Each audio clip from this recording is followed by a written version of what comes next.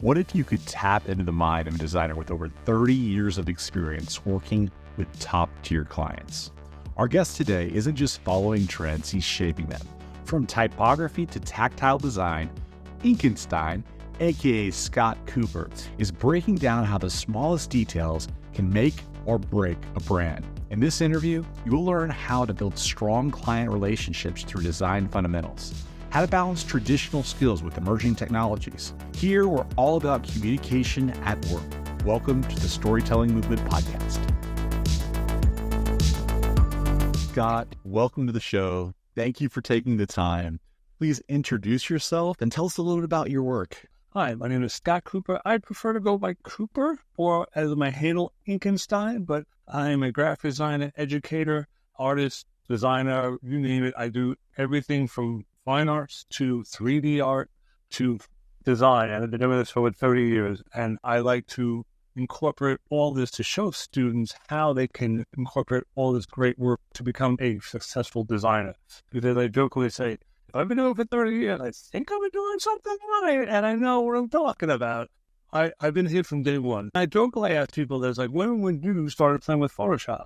I started playing with Photoshop from day one when Photoshop had Photoshop on floppy disk, not Photoshop CC and all that. So I've been doing this from the very beginning, so I can talk about the history of design, layout, show the progression of where it was and where it is going and how it is important for your clients and to work with this as well. That's who I am. Excellent. You got me beat because I used my first version of Photoshop was on the CDs, the compact disc kind of software that they had before they went to software as service.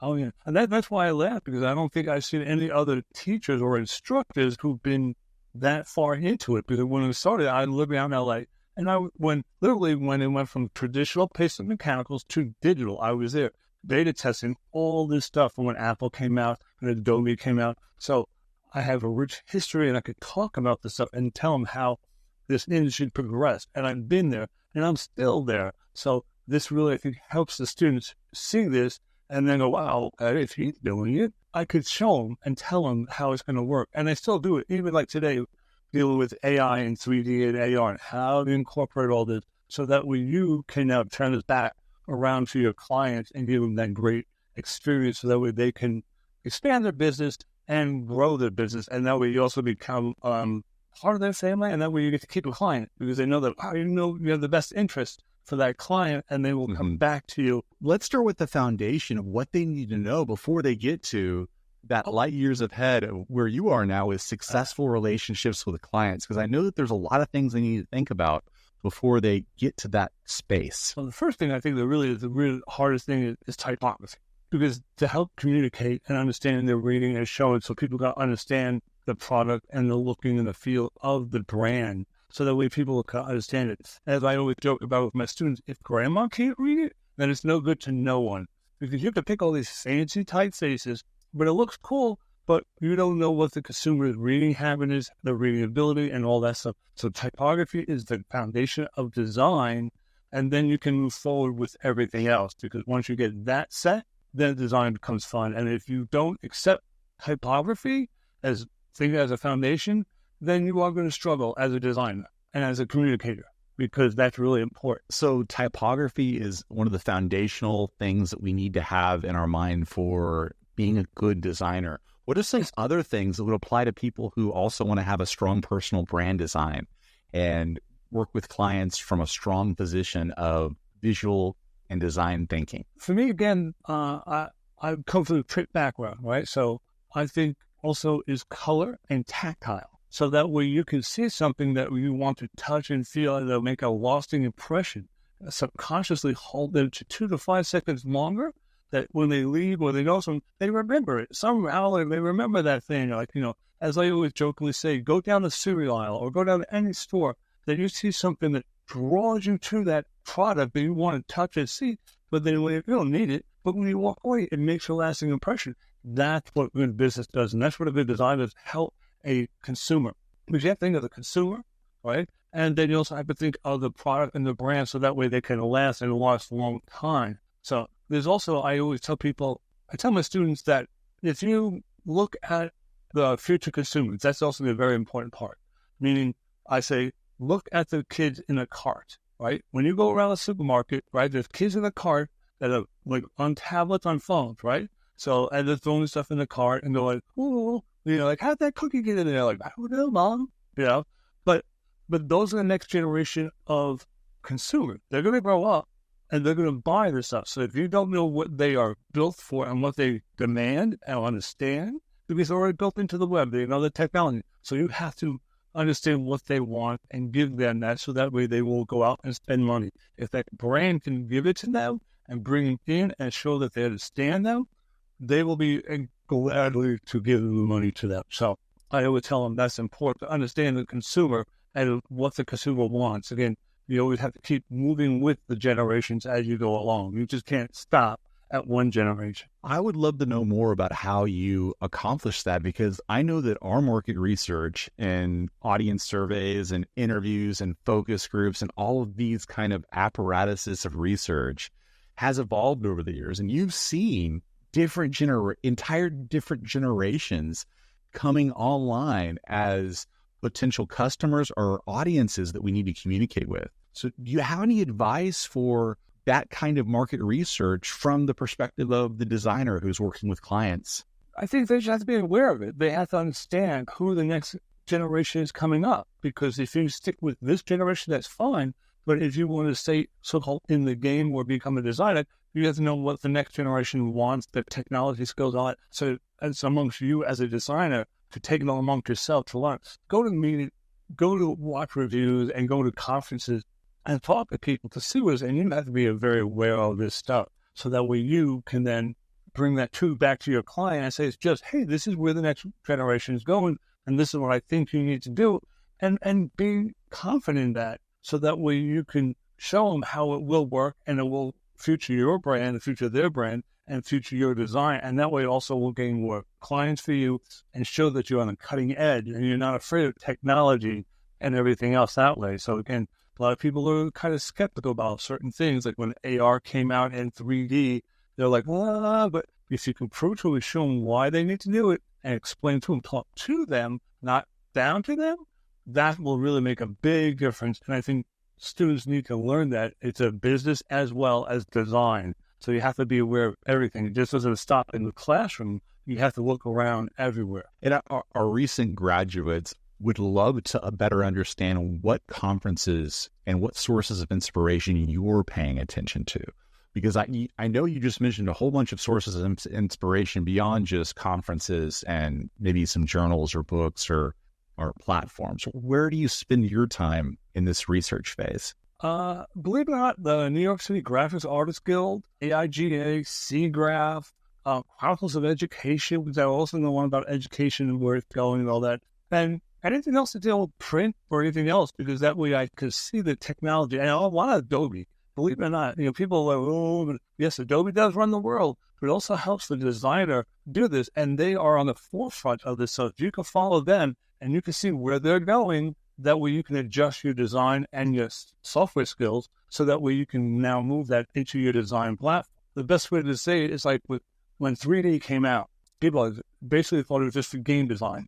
I took it to package design, so that way I could show my clients how everything would look. And people are like, why? But again, you thought one way, I went the other way. And then I looked at seeing how that is a multi-billion-dollar industry and how to design this and how to become more fashionable, so that way I can gain more clients and show all this and use this in my technology skills, and to show that so that people want to come to me, not go to someone else. So it's just one of those things where you learn and you have to be aware and just follow these things. And again, Adobe is really the way to go. It really does help. And there's a Adobe blog, which is a great blog site where I constantly read. They talk all about the stuff, what's happening, what's going on, what's going to happen. And that really does help. So it really makes a big difference. Then you can stay on top of your game. I love that. You and I are not paid by Adobe. Let me just say that. We both recommend Adobe as unpaid fans because, in part because they have the commercial interest in supporting designers and people who are interested in working with clients. They have to be on the cutting edge. They have to be introducing these kinds of educational programs and platforms. And that's one of the reasons why we have at the University of Texas at San Antonio, we have Adobe badges embedded in some of our courses, not because we think that, you're going to get paid by Adobe someday, but because it really is top of the line education for people who want to use and engage with these tools that they're going to have to engage in the professional world. Even if they're not working with clients like you are, even if they're not their own business like you are, as an employee, having access to these skills makes their job easier and knowing the tools. And the people don't realize when Adobe first came out, it was built for just the graphic designers. It wasn't built for anything else.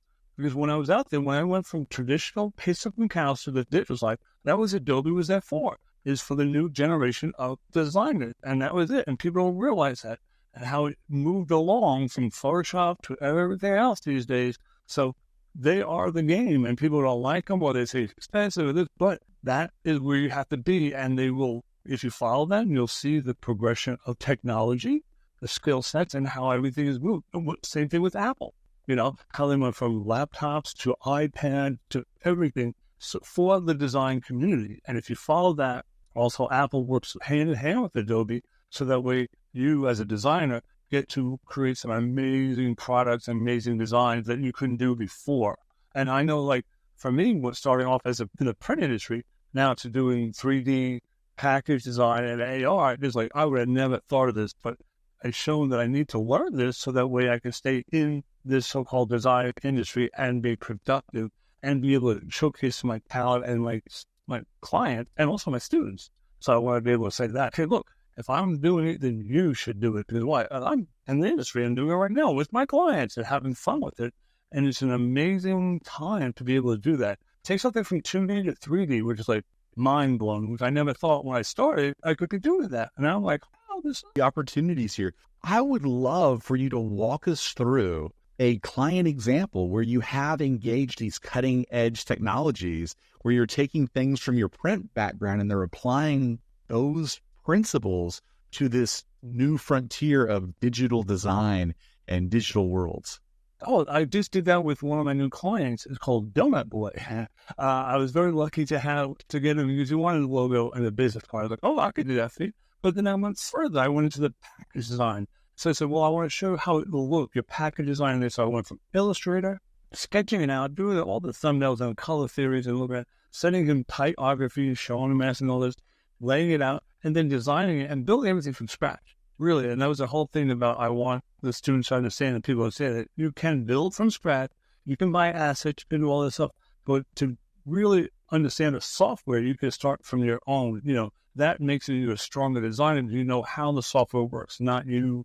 The software works. You work on the software, so that way you can execute your designs and go from there. So for like the Donut Boy, I literally did a business card. He said he wanted a Funko Pop look. I was like, okay, I can figure that one out. Sketched it out, drew it out, dropped it to Illustrator, just started drawing it out, did a logo type, and then I did a business card. And then I started making packaging for him. And I built the donuts for him just to show him how everything would look so you'd visually see it. So instead of, just imagine a donut here. I literally put everything. I have some stuff I'd love to show you where I literally built everything from scratch. The only thing in the real background is a photo that I took, but I put everything there so that way he can see it on a kitchen table in the kitchen. So that way, not like just imagine it being a kitchen, he can really see how it looked in the kitchen, in a professional kitchen, and how it worked.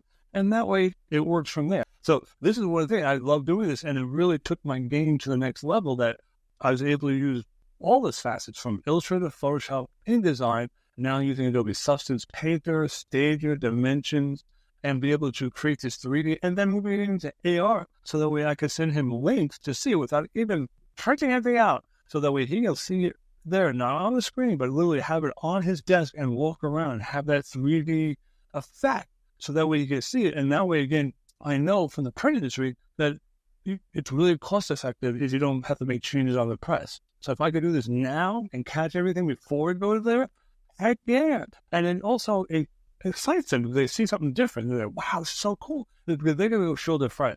And they're going to show this off and show this off. So hopefully there with that, I will get more business and people will be excited to see all this. Because it's really kind of a new era thing and how to create this new facet of package design before you even go into press. and making it all that way. So taking it from traditional packaging now to AR, and then we can go to print. So it's like, to me, it's a full circle. When you're trying to find clients, do you have any specific things that you do for lead generation that have worked best for you in the past? Because I know that it's about the integrity of the work. It's about how great the work is in your portfolio.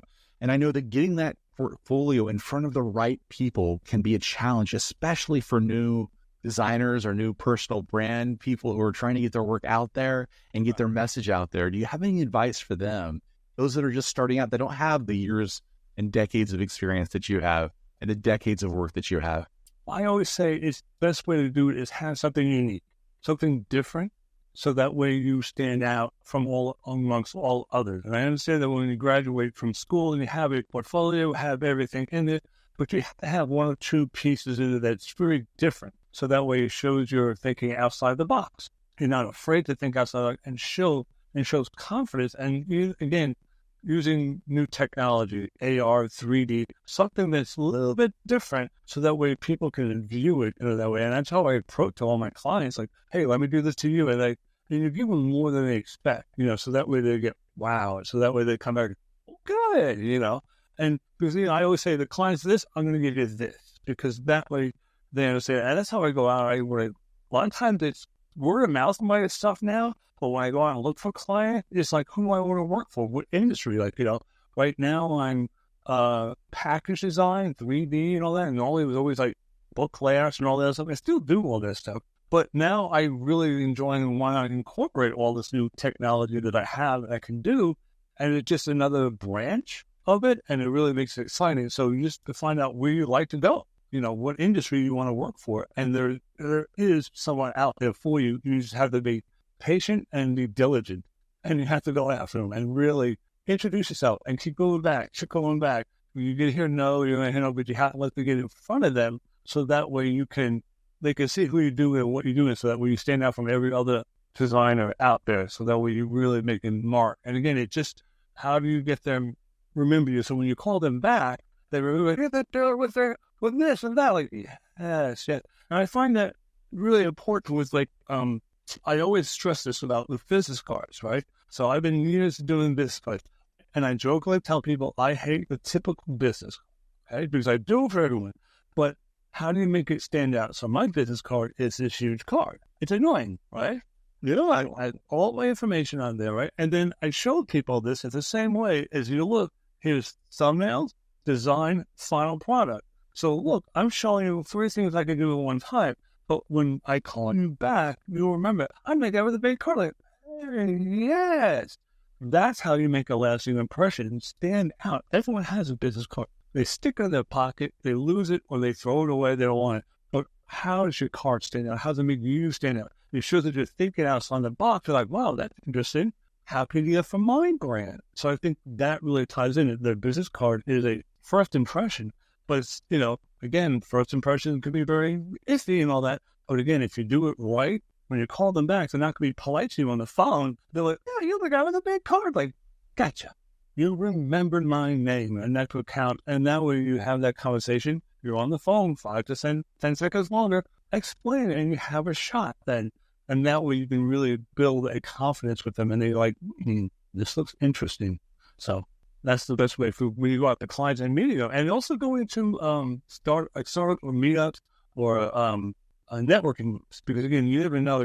I like to see business cards and talk to them, see how they can go. Like, nice business card. Like, you look at mine, like, whoa. I'm like, yeah, I can do that for your business. So that way you show them it's a visual. And it's also tactile. I find it very important that this is a smooth side, rough side, because people remember that just a little bit more. So again, that's where to get a client to see that they remember certain things, not just visually on the screen. You can send them your portfolio, but then will it go in the junk folder? Will it, or be just sitting there? But if you send them something or give them something they remember, they will remember you. So that's always the hardest part to get new clients. So it's just looking at it. So it sounds like your lead generation strategy is based on word of mouth. It's based on making sure that you stand out so that people remember you whenever you give them a call. Yeah. What are some other lead generation strategies that have been successful? I mean, just being able to call people is one thing, but you use other platforms for marketing? Have you ever done paid ads or public relations or media strategy and getting your name and your work out there?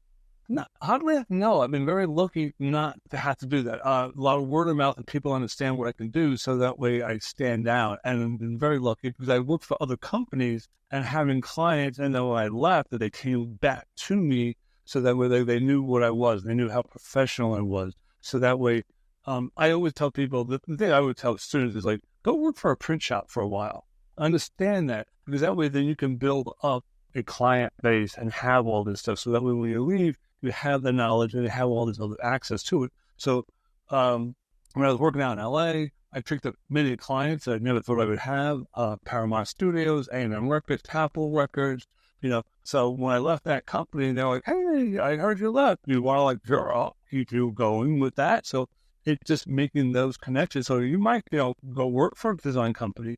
It also helps to learn the business. And then when you go on to branch out as a freelancer, you can slowly then approach them back and say, hey, I can be your designer as well as that. So they have that trust and they know who you are. They already know that you're a good designer. You work well, you listen to them, you know them about them. And that way they feel comfortable about approaching you and that you do your time limits, you meet your deadlines, and you're not going to overcharge them, and you can do everything right and you do everything proper. And everything's going to work out fine. And that's the thing they really want to understand. So it's just so many different ways of doing that. It sounds like you have mitigated risk for your clients by virtue of having that pre-existing relationship in a lot of these cases where you were working for another company and you were able to bring that client into your business because you had done such good work for them before and you had such a good working relationship established already. Yes. What's your advice for people who don't want to go get a job at a print shop or don't want to go work for Paramount or one of these big companies, and they want to just start with their own design firm now and get out there and show their work and get new clients? If you were, magic wand was waved and you were in their shoes and they don't have the opportunity to work for someone, they have to work for themselves, what advice would you give them? Keep pounding and go out to a lot of the local networks, go to the meetups, I found this really kind of funny. I also said there's a group where I like doing, it's called meetup.com, right? So you go to meetup.com, you go to all these meetups, and then you go to these things like, I go to 3D print groups and all the other groups, but you never know who's going to go to those meetups because they have a business. So I'm like, I want to go in there to see what they have, and they might need a designer, they might need this. Same thing when I joined Society of Children's Book Writers and Illustrators. I went to that group looking, because I want to learn about the children's book industry, but I also looked like, well, you're an author, you might need a designer. So let me go in there and see how that works and how I can do it. So going out, social networking, all that stuff. But that's going to take a while because they're going to look at you that you're new. You're a newbie, you don't have any years. So it's not going to happen overnight. It's going to take a while. So it's best to go work for a company to understand how to write a contract, how to deal with business, and how to deal with a client. Because again, a lot of the clients are very picky and temperamental, and keeping in contact with them and working with them so that way and you have to really be on that edge. So that's the best way I can really say it. If you want to go on, fine. I did that. Wasn't successful. I wound up working for a print shop and learned a lot about printing and stuff that made it easier for me. So when I went out, I knew everything about this, so that all my files and everything else we do would fly, and everything would fly. And the clients know that they weren't spending extra money. I wouldn't have to get in trouble with them. Everything worked well. So it's great that you want to work for yourself, but it's not going to be overnight. You have to put in the same amount of time as being in the studio, designing, getting your portfolio, and then showing the client, and then proving to the client. So it's very hard. And again, you're not going to get the job like that. Meaning, like, everyone has a project for you, but then it might be 3 or 4 months down the road. So don't expect them to give you a job every month. So it's very hard to have that consistency of a client that'll come back. But once you get a good client, like a big client, then they will. But again, it's not going to be every week. So you have to be prepared to somewhat struggle and be able to offset and balance and have a multiple handle and be able to work in different assets of the industry as well. And I know that you mentioned Meetup and a couple of other ones. Can you key us in on those again, just for our audience who's might be listening and taking notes? For example, BNI. I know you had mentioned that in a previous communication. And is that one that you would recommend as well? Or are there ones that you've found more success with versus others? BNI is something new I just joined and are really working well. And I've been in a lot more recommendations and jobs from them because it's like becomes like a small community and people will recommend them to you because they have faith in you. They know that you're a good designer. So you're going to be in that people. So like, oh, it's like a bunch of networking working for me. So which is great. So I don't have to go out there and hustle as much. I get to go to the meetings, talk to these people and show them and discuss what I do and all that. And they feel comfortable so they will recommend you and all that. So yeah, BNI. Well, the thing about Meetup is weird. People really will say, like, you should have a favorite thing. Like, if you're into comic books, graphic design, whatever, you don't know who's going to go into that meeting because they might own a business. And all of a sudden, they don't think about graphic design. It's like, hey, like your new business card or they're starting up a business. So meeting these people that have something, the same familiarity or the same love that you do, why not? It's just kind of a weird, awkward place to go on. Again, that's why I would say, go places where you love to be, if you're going to like graphic novels, go to sci-fi conventions, go here, go there, and introduce yourself so that way you're staying within your comfort zone, but at the same time, you're going to do something that you love. So it's just being around the people that you know that will help you and promote you. Excellent. So we've talked about how we pay attention to different areas of research, how we pay attention to audiences, how we pay attention to these different resources and sources of information. We talked about networking. What is the next piece that students need to know? What is the next piece that our audience needs to know in order to make sure they launch their personal brand with success? They have the networking strategies down. They have this idea of sources of inspiration and information to speak to different audiences. What are the next components they really need to work on? Confidence. Understanding if you have a brand, go for it and be confident in it. And, so that way you're come across to your client. You might think it's weird. Some people say, no, like that is saying like, do my business card. People go, why do you do that? Like, I want to stand out from amongst all the others. Have that confidence in yourself and the ability to design, draw, do that and showcase it. And that way it really works. And that's the thing is just having the confidence, working your stuff and branding yourself. And then periodically rebrand yourself because that way you're going to learn something new and you might try something different. And that way you show that you're not stagnant to the same business card you had 5 years ago. You always have to move them so that way you can show, technology, you're learning the software, and you're playing with other things as well to help that. So it's just the confidence of really having that in yourself so that you can like, yes, this is who I am, be comfortable in your skin, and don't be afraid to fail. Failure is not failure. Failure is learning. So you realize, oh, that didn't work. Well, let me move on. So you say, like I always joke with people, tell people, buy a certain amount of cards, right? See if they work. If they work, great. Yay. If it doesn't, like, great. I don't have 500 cards. Now I'm stuck with that bad design. If it worked, it worked. Yeah, I'm doing it right. If not, time to move on to the next design. So it's just that confidence and being willing to go for it, and just be confident in yourself because you have a design skill, you have a talent that not a lot of other people have. And you show that, and it is like I also tell people the fine line between ego and confidence. People don't get that, So, but if you're confident, and you know what you can do, and people then the clients love that because then they feel comfortable to come back to you, and they know that they will do a great job. And you were knowing what you do, and you know what you're talking about. Not like I hope you're doing more, They're like he's good. And we met through Red Madden, and yes. That relationship that you had built with Red led to this interview, actually. So the power of networking in social platforms specifically can help you to network across time and space in ways that maybe these face-to-face meetup groups can't. And years ago, I stopped. Like, I'm on Facebook, but I'm like, Facebook. But I'd rather be on LinkedIn because that's where the professionals are. And that's what people want to see. And that way, if you're a professional, I show like, great. I could put all my process and put your process up there, show your work, how you go along. So that way, when people come to look at it, they're going to look at your work and see that you're a business person. Also understanding Instagram. Instagram is for artists, illustrators, designers, artwork. So understanding which social media platform works and which doesn't work. So again, Facebook is great for family and friends. You can throw that out there and see all that. But LinkedIn is where the professionals hang out. And that's where if you are your job and looking to whether people are going to come to look at your LinkedIn profile. They're going to look at your thing, to see how you are and how you are handling yourself and what group you belong to. Join groups in LinkedIn so that way they can see, oh, you're this part of the group, this part of the group, this part. And again, you don't know who's in that group that might need a designer or something else. So again, it's showing how you are expanding yourself and willing to take a chance and go into a group and learn. Because again, I think LinkedIn is the best place right now. People laughed at me because I was going to LinkedIn, but it's the business side. And that's where you understand it. And that's the professional people is where it is. And it really is kind of fun to do that.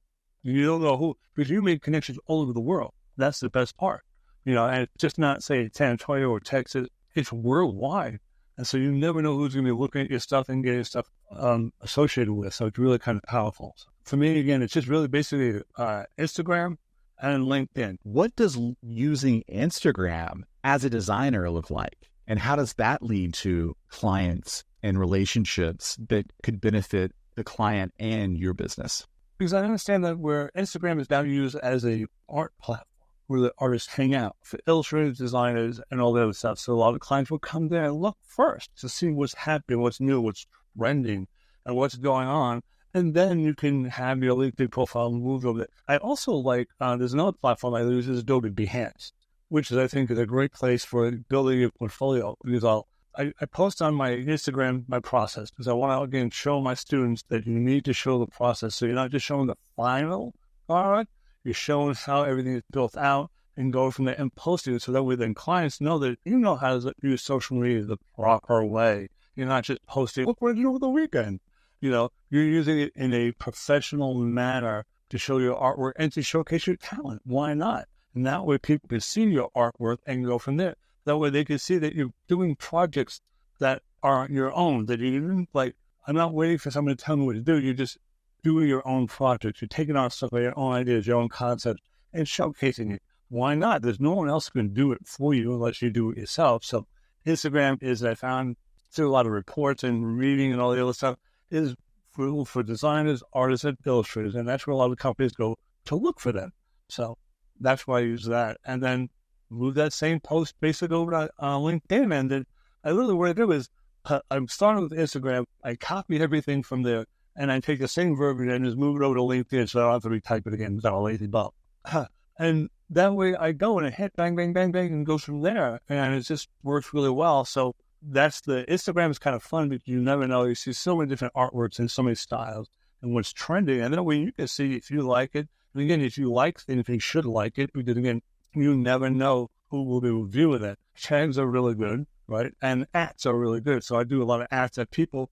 And even I do an ad at Adobe and all that stuff, because you never know who's following on those pages that will look back on your work to start becoming a friend of yours and follow you more so you can pick up more followers. So it's really like how you handle that hashtags and ads and all that so that way people can know who you are. Because if you don't, you're just going to be sitting there on a bench just waiting for someone to look at your work. You have to kind of boast about yourself and say, hey, look at me. What ratio of content do you have on Instagram versus LinkedIn? Because I know a lot of our audience is on Instagram, they're on LinkedIn, and they're probably sharing some behind the scenes content. They're probably sharing some expertise, but do you have ratios in mind for what percentage you post on both platforms of behind the scenes content versus your actual final client work versus the other kinds of things that you post on these platforms? Usually, I look at this before I post. I'll always ask my client, "Can I post this while I'm working on the job?" They go, "No." If I have one client, she said, "Don't post right now. We'll work on a children's book. Please do not post on this so that way we can keep it quiet." I'm like, "No, I'm fine with that." I will always ask the client. If the client goes, "Sure, why not?" I'm like, "Great, because it's going to help them promote their own stuff." And I look at it like an open book. Why not? Just post everything so that we can do. The more posts you do, the more people will see this and about that. So it is talk to your client first, make sure it's okay, because they don't want to be caught off guard, so that way then you can tag them and they can tag you and go back and forth. But everything else, let it go. They want to see that you do professional work and what you do on the side, what you think of your artwork and whatever else, so that we can show you're a multi-dimensional artist and what else you want to do besides just graphic design. It really does. So I figured open book, let it go.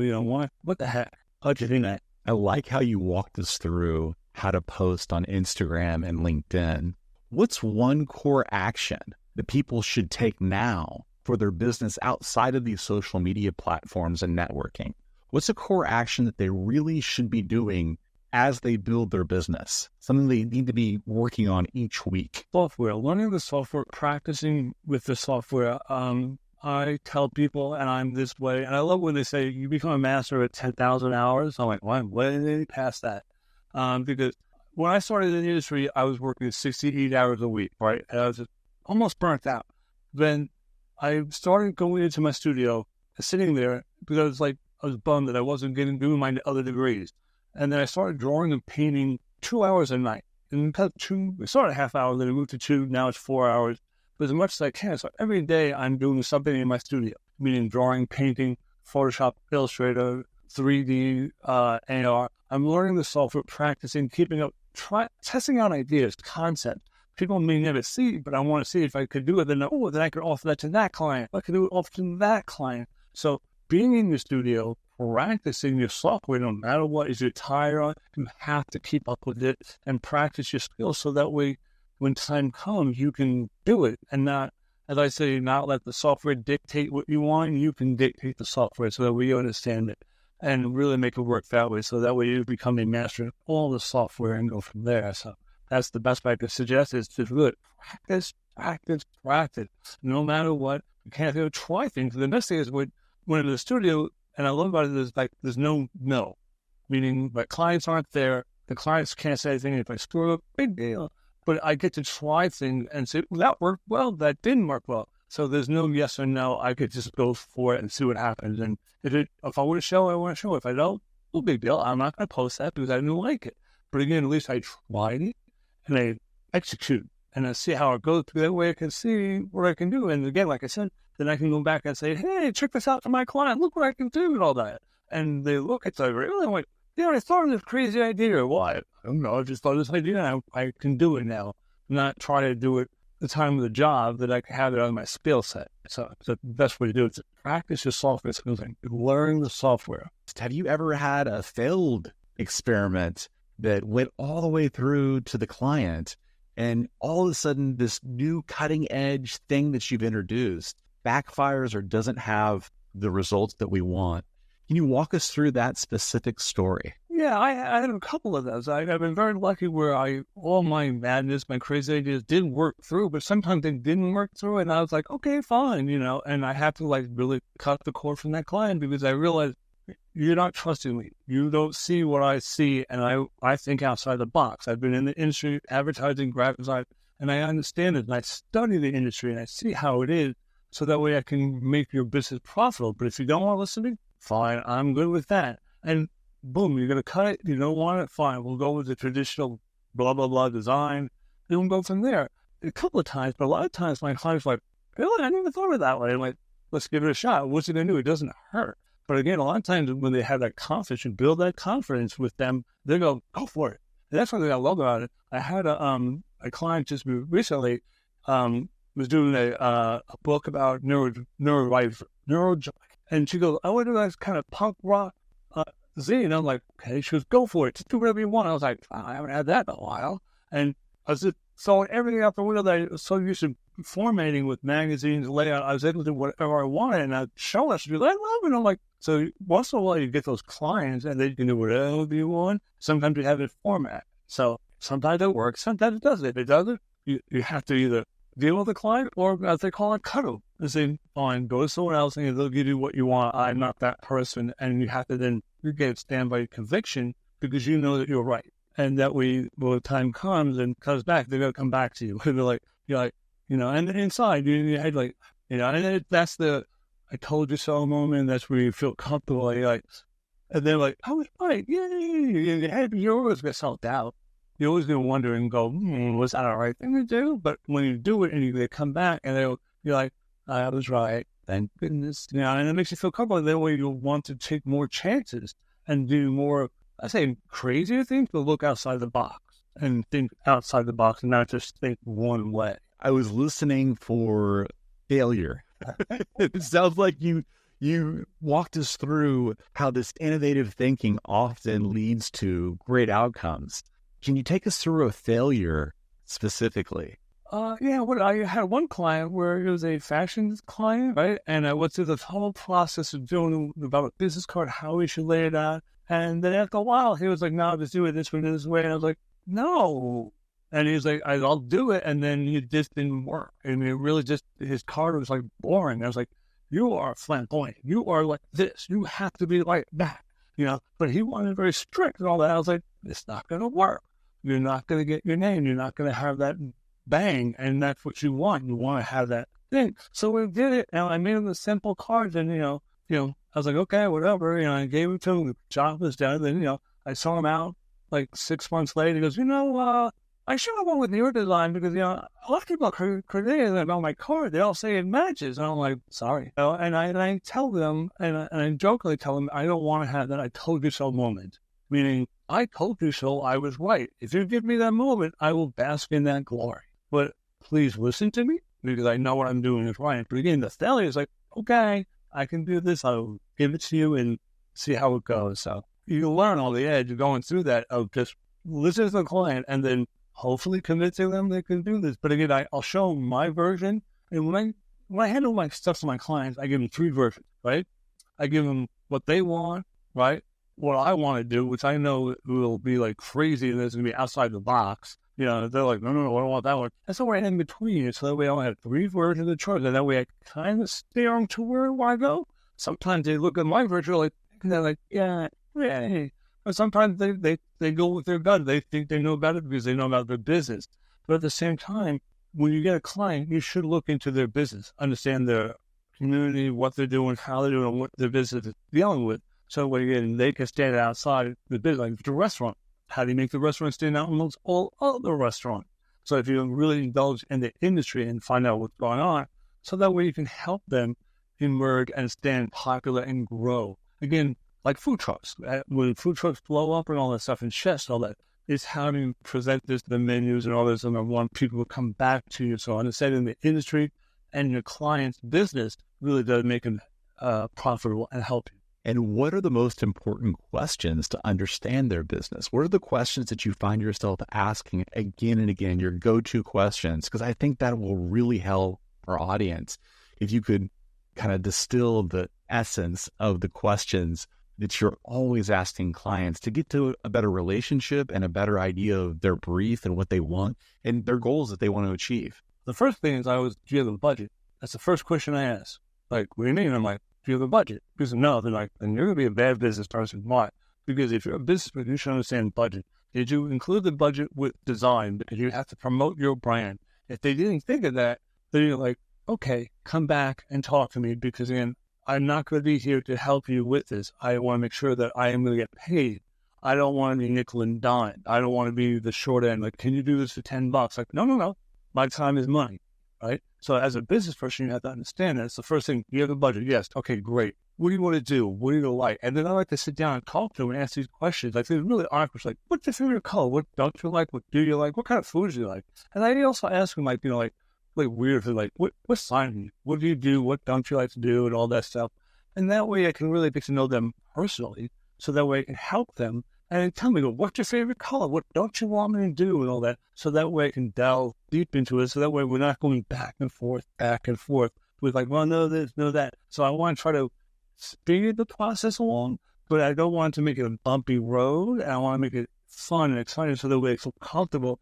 And one-on-ones. I love doing one-on-ones because I remember when I started in the industry, I remember Sunday afternoons on Sunset Boulevard at IHOP having a meeting with clients. Like I never thought I'd be like, what am I doing here? But it was to meet the client when they had the time and to ask them these questions so that way I can really build a brand, and get that one-on-one so they could feel my passion, my energy, and I could talk to them as well. So it's really budget, the first thing, right?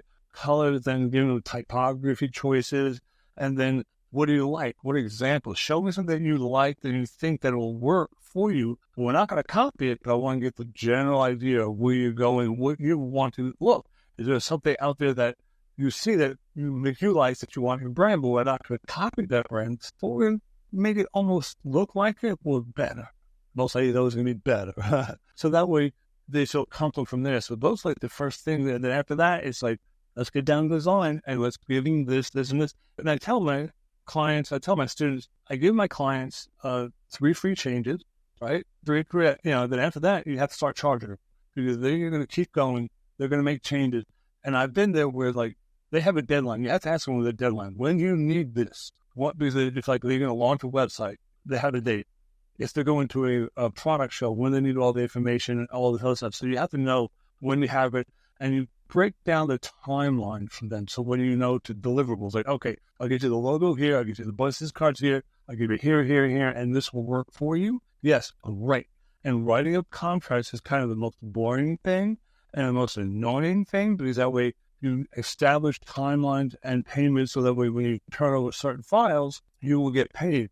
Because I've been burned where you wait to the end to get paid, but that a lot of times they start coming up with some fake idea like, well, can you wait? Can you wait? You're like, not really, so you want to make deliverables. So like when you hand over a logo design, give me some money. We'll go from here, we're here to here to here. So that way everything works flowing. And that way, and also with kill dates, like if there's something like happening in the middle of it, done, walk away. You have to walk away because all of a sudden they might run out of money or something happens to them that you have to be aware of, that at least you're not waiting to collect your money. Because I know like businesses, like if you're going to work too with Paramount or other places, big companies, they like to bill 30 to 90 days. I'm not going to wait 30 to 90 days to get paid. I don't want to get paid now. Like as I joke is, hey, like, you can't ask CPU or your car or your insurance, can you wait 90 days so I get paid? Like, no, they want that money now. So you have to be able to get money coming in so that way you can live. And also that helps you.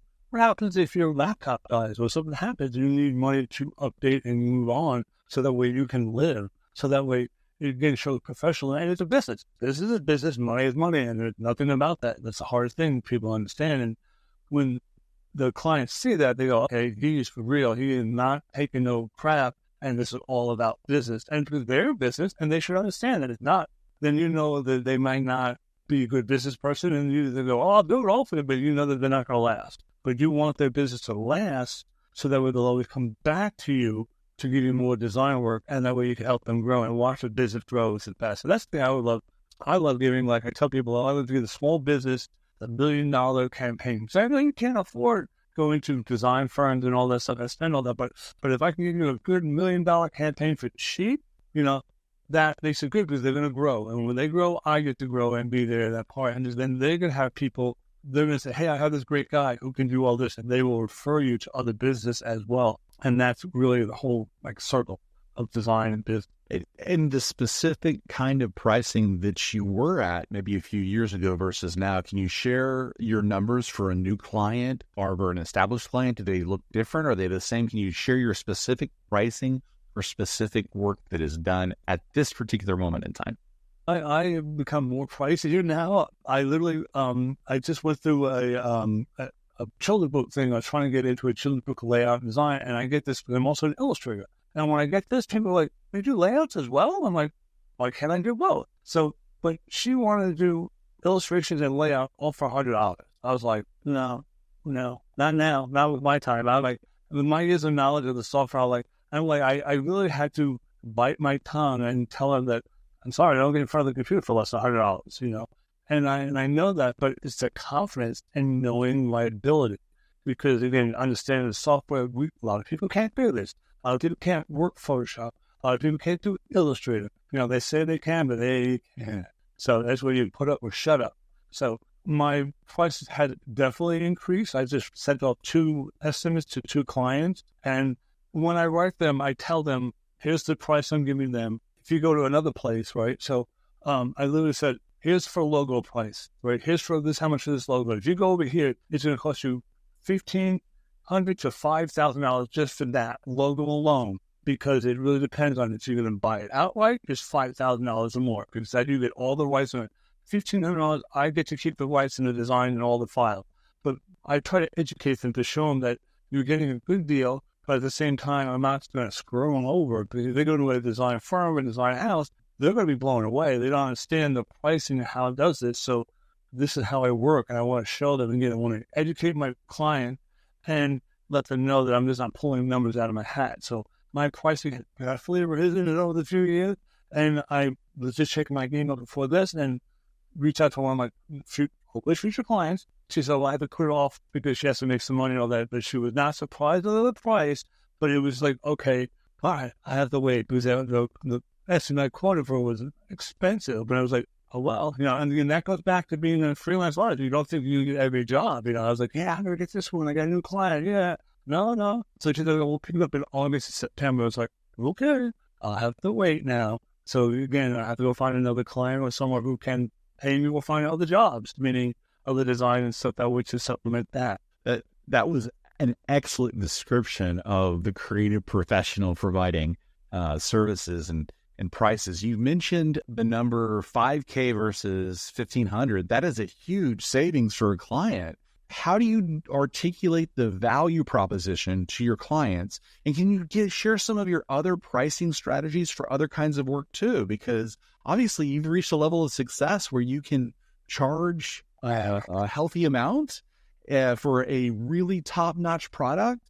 And I want to make sure that the audience can wrap their heads around what will be if they keep at it and they work hard like you have. Well, the other thing is when I found, because working in the printing industry was great, because that way when you figure out printing, right, so like, okay, I got to figure out how much the print, say if we do a brochure, how many pages in a brochure from 12, 44 to 46, how much? And now I get the quote from the printer, so that way you know what's going to cost.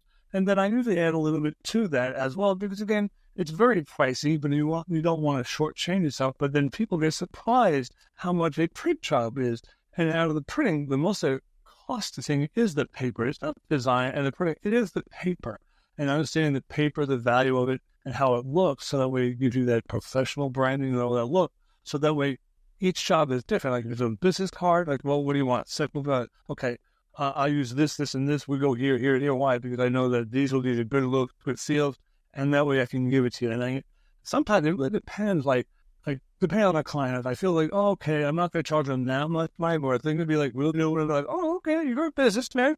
I will charge you the full price. It really, that meaning up and all that. So each product or each project made so right now, doing a logo design, then doing a business card, and doing a brochure. And I think it's a 6-4. No, that's a book. Sorry. That's my children's book. It's a 48-page brochure. So understanding each part, because that way I know how much it's going to cost them. So I could tell them this 48-page brochure is going to cost you this amount of money to print. How many do you want to print? Are we going long ones or short ones? Again, this is why I say go work at a print shop, because that way you can go back there and get a print quote. And when you get the print quote to the client, they're going to be shell shocked, because they don't realize how much it costs and what it does to take to, and then understand the timing of it. It could take 2 to 4 to 6 weeks, and especially if you do embossing, die cutting, and all of this other things, it's going to cost more money and make it more rich. It's fine, but that leads to the pricing either. So if you have to do embossing, then you have to set the files up to do that. If you do a die cut, you have to do another file, and that takes a little while as well. So it's just knowing this range of what each project is involving, how to get it done, so that way then you can build a whole budget or a whole estimate. So each thing is like business card is one price. So logo leads to business card leads to brochure, or I call leave behind. But the logo goes to the website, and then you're doing the front end design and how you're doing all that, and how many pages of the web design, and what's going from there. And I don't mind doing the front end, but not do the back end. I not do the HTML, CSS. And I tell my clients right up front, do you do web design? Like, yes and no. I will do the front end, but I will not do the code end, because then you have to go find someone. If you don't know or you can't do it, then you have to go find someone who can code for you. And that might cost you another $5,000, because that way that's what they're charging. So then you have to have that to your price as well to show how everything goes. So you have to break it down each project, and understanding each cost and being well versed in every industry. So that makes it really important and stronger, so that way you can give a client the whole branding situation. Yeah, it sounds like you're building identity design systems where it's not just a business card, it's not just a brochure, it's not just a logo, it's all the whole thing. So do you ever package those things together, and could you give us a specific price breakdown of a real client you worked with to say, this is how much I charge for this is how much I charge for the whole design system that I created for this person? Because I know that a lot of people who are listening, they want to make sure that they're charging the right amount for the marketplace. And that's a difficult thing, because there's so many variables here, right? You have the design skills of the practitioner. You have the demands of the client and their budget. You have the particularness and the number of changes that the client might want, which you've already said was 3 changes allowed in the scope of work. Three changes. And we forgot changes, which is generous, which is very generous from other designers that I've known. $50 of change, and then I don't go like, keep making changes. Why? I'll just readjust the budget at the end. Like, no, last time I had that, we're like, where'd this $500 come from? Like, remember those changes you made? Like, remember the contract we wrote up? And I wrote it in there. And after this, $50 a shot. I'm like, yeah, go for it, dude. I don't care. I'm making money in my head. At the end, like, you signed a contract. You have to now oblige to that contract. So take us through the actual cost of each of these components, and maybe some of these new technologies, these bleeding edge technology components, these AR, these VR components that you're integrating in your work. Do you break those down separately? Like, this costs this much, or is that part of the whole system that you're servicing the client as well? I try again when I ask them. The first thing is the budget. I want to know how much they have to spend, so that way I can then kind of break it down, so that way I can kind of give it to them, so that way they know, like, oh, okay, you only have $2,500. Like, how can I give you this $1 million at $2,500? Because I don't want to say, well, it's going to cost you $6,000. They're like, I can't do that. Like, okay, I'm sorry, but no, like, again, going back to logo design. So it's going to be logo design, business cards. So logos, depending on the budget, again, it really depends on a client. And again, I have high-end clients, we have low-end clients. So for like a low-end client, it could range from $500 to $1,000. Because I want to understand this is your brand, right? And then business card designs could be $1,200 because it's just important. Again, that also includes proofing, and sometimes they might also include the print part of it as well. And then the brochures, again, it's also depending on how many page size, form, and all the other stuff. So, and saddle stitching, what kind of stitching you want to do, how you want the presentation, and all that stuff. So each job like that, then that could go from $1,200 to $2,000, because again, depending on the paper stock, because again, I got to see how much the quote of the print is. Like, I'm not going to quote me $1,200, right? And the print cost is $2,500. I am not losing money. I've done it once before where I literally, and I jokingly tell this to my friends and people I know, when I didn't screw up on a print shop, right? And then you have to go back and print it again, that's coming out of your own pocket. And I didn't go back to your significant other and say, hey, honey, remember that $5,000 I made? Can I have that back? Because I have to go back and reprint this job because I made a mistake. And that's not a good way to make a commitment and a good name for yourself. So you have to look at the print costs as well, so that way it can balance it off and put that into the budget. So if there's like a print job of $2,500, right? So then it'll be $1,200 or $1,500 on top of that. So the design and layout and all the other stuff. Then the time-wise, okay, then I break it down like, am I doing any illustrations? So that's another price, right? If I'm doing Photoshop work, that's another price, because if I'm doing retouching and all the other stuff. So each thing I have to ask the client, what am I doing? How much I'm working? I know when I moved down to San Antonio and people were like, well, we can't pay the New York prices. I was like, yes, I readjusted my New York prices, Texas prices. And they still looked at me like, like basically low end is $125 an hour Photoshop, and people are like, really? That's crazy. Like, yeah, but you don't understand the skills I have over 30 years experience, the things I can do to make this look really, really good, and my illustration, education, and knowledge of this, I can make everything from scratch. I'm not going to be pulling anything from Asset or from TikTok or from Google and all that stuff. Everything's hand built. And that way I can really showcase, and that way you can charge a little bit more because it's all original and it's not just clip art. And that way you can really upsell and do it that way. And then, if I do the UX UI, that goes range depending on how many pages in a website, So that can range from $2,500 to $5,000 and what you want to do, and if there's going to be any interaction. The AR, the 3D is still kind of new to me, but it's still kind of new to a lot of people as well. So I'm $1,500 to $2,000 because, that's still like, I don't get it, because it's not really technically there, but it's that wow factor I want them to have and get that so that way they can show it off as well. So that way, again, the wow factor will bring them back. And then once you got that confidence, they will come back and do more. And that way, again, I know the consumer, because again, the consumer has the phone. We have all this stuff and they can do that on their phones and do that. That will be more business driven to their company. And that way the business will grow as well. And the other thing is right now is my 3D printing, which I love, which I'm also incorporating into design and other things as well. So it's just kind of another factor trying to figure that pricing out because there's so much to see and there's time-wise. Again, with 3D printing, it's just not like regular print. It's like that. It's 12, 18 hours of printing and building everything and designing. So that's a little more time as well. So the whole thing and understanding that and being in groups and understanding that. So right about now, that's the 3D design of trend going from like 500 to 1200 right about now. But I know it's a low end. But again, I'm just new. So I don't want to come in there high and go, yeah, I'm the best. I want to prove to them and then get that. And then once I get a reputation and understanding it, then I will raise my prices. It sounds like your pricing structure is directly equitable to your experience in many cases. Yeah. Are there any cases where, because you're taking the sum of your education and your experience and you're putting this piece with that piece in a particular way, you're able to provide a price that might be better than the sum of its parts? Because if you're giving me a package of not just a logo and not just a business card, not just an AR, VR, not just all of these things together, that is a lot of money that you are adding value back to my business. But what does the value proposition look like to your clients whenever you're putting your work on the table and saying, this is what I can do for your business? How do you go about the job of persuading them that you can give them the results that you know you can give them based on your experience? I'm lucky to have other examples to show them and talk to them and explain to them why they need to do this. And I look at the long run picture because, again, if you're going to be in business, the business 2 to 5 years may or may break you, but I want you to be past that 5 years. So I'd like to give you the pack. A lot of times they just think of the business card. Like, well, what else do you need?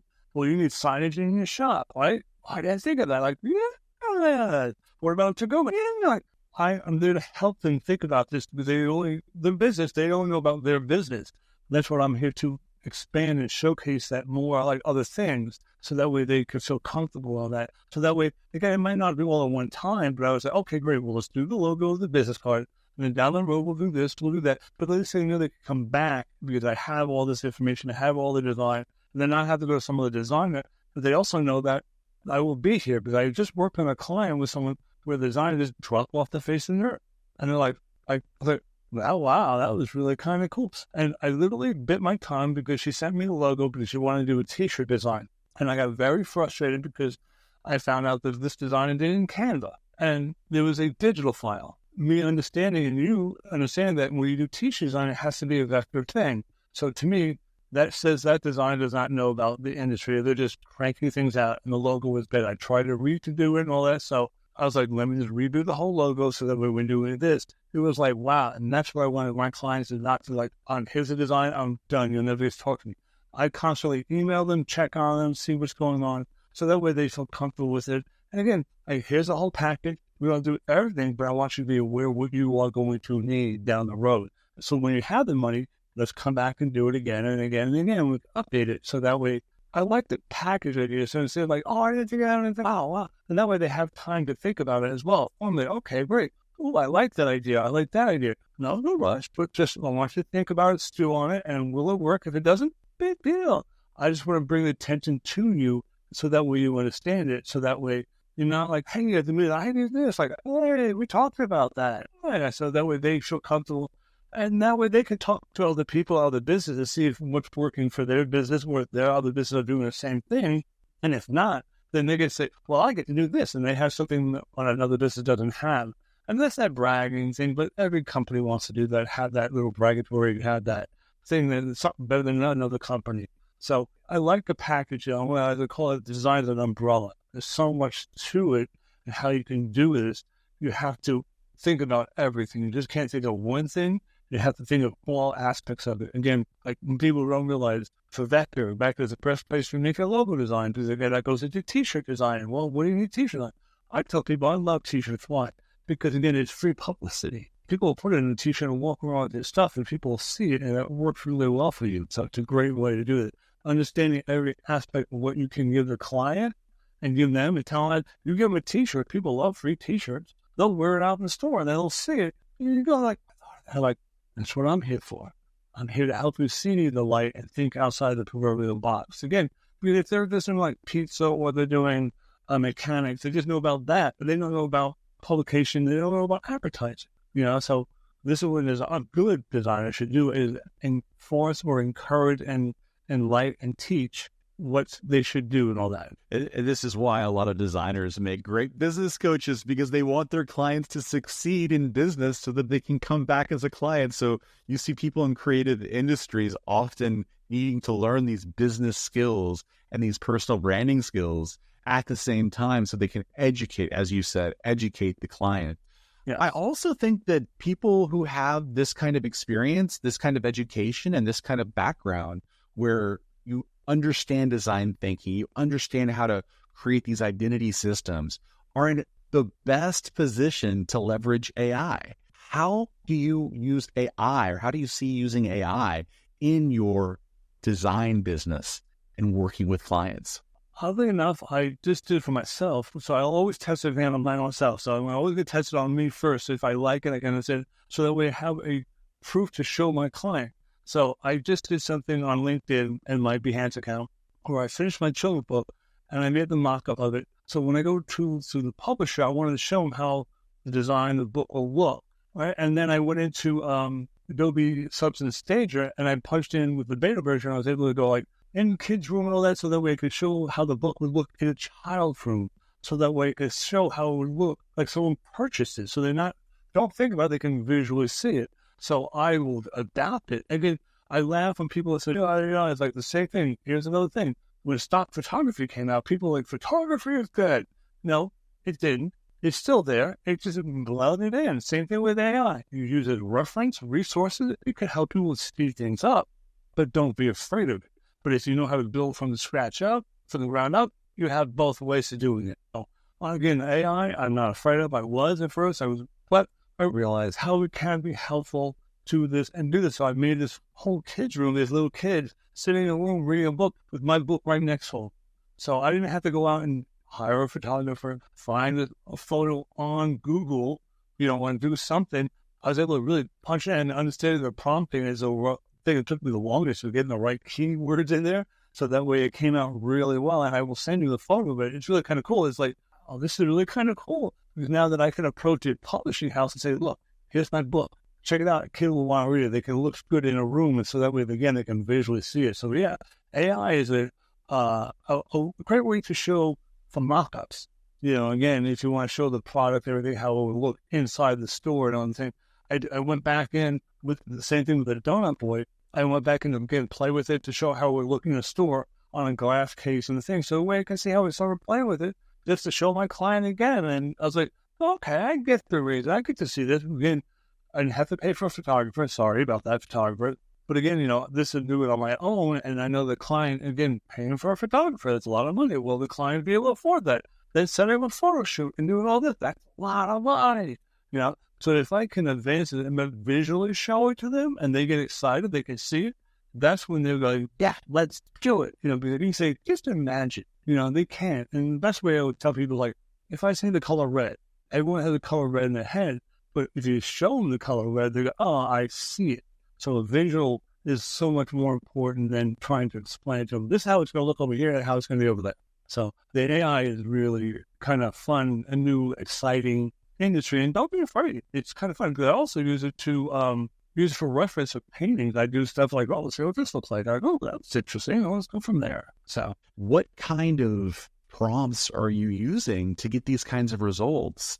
Are you testing and testing and testing and giving it context, giving it role, how does that look? How does working with AI to improve your projects look for the client whenever you're under deadline and you're working with these new systems?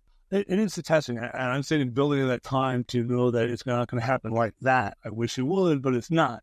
So it's like, pretty like, ooh, that didn't sound right. It was like what I was doing from the show book, I wrote little table, thinking that they're going to be a table in the room. They're going to be a little table. I was like, oh. So I take the little table out, put it in here, coming back and just finding the right verbiage and doing, and then be able to regenerating it, which is really kind of cool because they keep the old stuff and they give you the new generation. So it just figure out what you want to do, how you want to say it, and then redo it again and again and again and again until you finally get it and then go, got it.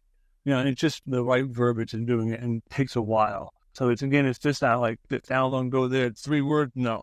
It's getting the right thing so that we can really angle it and get it best so it looks natural, so it doesn't look, again, like you're using AI. Like you throw in some keywords and all that and be like, oh, what's AI?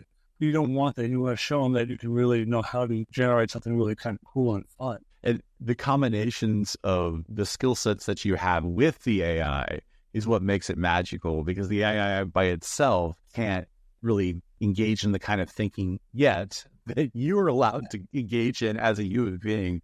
What would you say would be a great key takeaway from this conversation? We've covered a lot of ground. We've talked about pricing. We've talked about working with clients and challenges in working with clients. You've taken us through your structure for design thinking as an individual who's just starting versus an individual with a bunch of experience.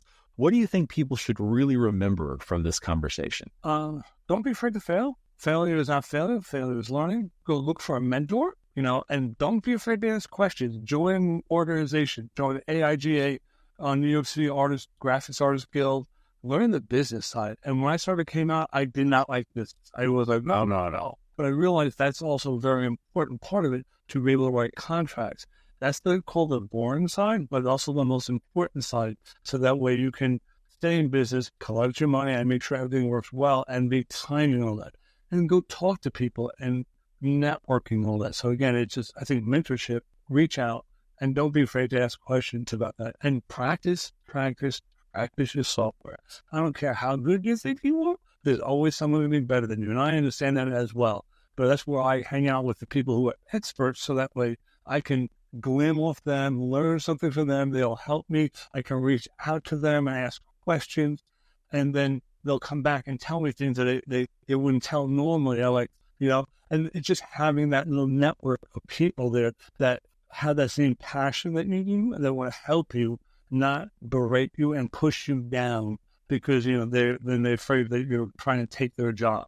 They're not trying to take the job. They're just trying to learn, and that way you can show them the skill set that you want. So that's the best thing I can think of. And the specific network for business education versus design education is probably going to change, right? The specific networks that you're using for clients versus for networking with your peers and mentors is going to be different. Can you give our audience keywords that they can look up later, or about where to find the best business education or the best design education or the best mentors for these new cutting edge technologies? What I found, really, believe it or not, is the New York City Graphics Artists Guild, because they give you a great about contracts, mentors. They put up boards so you can show your portfolios, and they could come in there. I became part of the mentorship to review portfolios for people coming out of school. So at first, coming out of school, I was like, what do I need them? But I realized you're going back with professionals.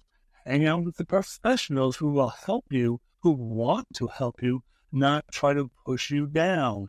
And that's the way you want to be. So I think the New York Graphics Arts Guild and AIGA and even CGRAPH, the big ones, pay for the memberships. And use them. Again, I joke, I say, it's also a business write-off. It really does help. But you don't know who you're going to meet and want them, because they all reach out to you and help you with that. So it's really, really important. So I have my memberships and do all that stuff, so that way I can do that. Again, I found they have a great book with New York City Graphics Arts Guild, and they have also learn how to write contracts. So they have templates and all the other stuff, so that we can really help you understand the verbiage and make sure that you're not going to get screwed over on jobs and all the other stuff. So to me, those are the three.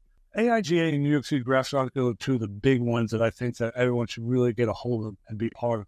And what are those dues like for these kinds of super valuable groups? They're between X and Y. Can you give us a range so that our audience can wrap their hands around their business expense for ongoing education?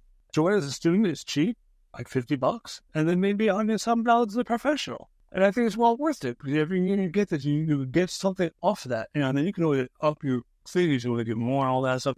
But join as a student. They love to help their students, and that's what they want to do. It is be part of that, so that way they can see you and they can nurture you and make sure that you will be right and understand how important this industry is. Again, it's just not design, it's business as well. So it's important. So I always say take all your student discounts, really, please, because that really does help. Again, with Adobe software, subscriptions, and anything else, even from buying an Apple product, anything. And then keep them going as a product. And when you graduate, again, it's also a business write-off, right?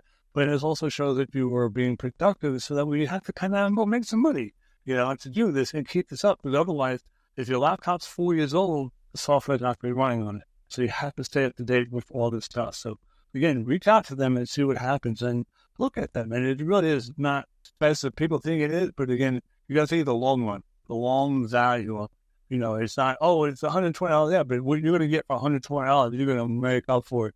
Just that book alone from the AIGA book is worth it because just the stuff in there, the contact you'll be making is unfathomable. It really is. It's just amazing. So you can't think of the short run, think of the long run. The value of education in these professional, public or private educational opportunities and networking opportunities will serve you throughout your career. Scott, thank you so much for being a part of this show. Thank you for including your wisdom and your years of experience and getting into those specific details that I know will help people. Where can we find you online? And could you spell it out for our audience who might be listening? LinkedIn is Scott David Cooper, right? And then Instagram, I go into Inkenstein as my handle, as my joke. The same thing with Behance. I like that because I want to have a different name. So those are things. Instagram is Inkenstein. And same thing with Behance. You'll see all my process and how I build everything from scratch to this so we can really clear it up. But LinkedIn is where I like to hang out and be very professional. I'm very professional there. Scott David Cooper on LinkedIn. And you'll see all the craziness I do. And people laugh because I do post a lot. Why? Because, again, it's important to show businesses, and if you go to the education and doing that, you're using social media the right way. You're not posting once a month. You're doing it and you're showing you're a working artist. And that really makes a big difference because that way they feel comfortable with you as well. And one last thing I like to say is when you graduate, your education doesn't stop. That's just the beginning of a new education. The education that onus on you to learn and keep it going instead of someone telling you what to do. You have to now take that and run with it, which is very tough, but that will make you a better designer. But also reach back to your teachers. Keep in contact with them because that way they can help you or they have a question. You feel comfortable going back and asking them questions, and that way they will be there for you. So that way, again, if you have a question, you know where to reach out and not being stuck and getting screwed over by a client or something like that. So I know people will be able to find you on LinkedIn under Scott David Cooper, but could you spell the other handles for us so that we can make sure that they find the right person? Sure. Inkenstein, Inkenstein. That was a mixture of my tattooing and my nickname because they call me Frankenstein because I used to wear combat boots, so I just smashed them together. So it's Inkenstein. So Inkenstein. So you can find it on Instagram and Behance.